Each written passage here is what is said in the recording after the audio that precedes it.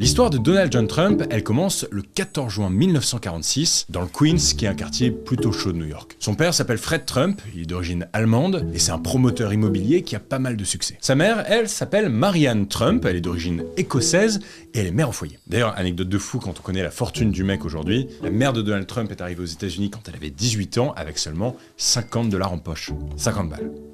C'est pas énorme. Et donc le petit Donald, c'est le 4e enfant du couple. Bon, ils vivent pas dans le quartier le plus chic de New York, mais vous inquiétez pas, ça va, pour eux c'est pas la dèche non plus, ça va plutôt bien même. Ils habitent en fait dans la partie la plus riche du Queens. En fait, le père de Donald, Fred Trump, s'est construit une petite fortune en multipliant ses activités. Il construit des petits garages individuels, mais surtout, surtout des dizaines de milliers d'appartements à Brooklyn et dans le Queens. Et grâce à ça, Fred Trump met sa famille à l'abri et devient multimillionnaire. Les 5 enfants, ouais, parce que Donald a eu un petit frère entre-temps, mènent donc une vie assez privilégié. Par exemple, j'ai été assez surpris de découvrir en préparant cette vidéo que Donald Trump, dès l'âge de 3 ans, reçoit l'équivalent de 200 000 $ par an de la part de son père. En gros, à 8 ans, Donald Trump est techniquement déjà millionnaire.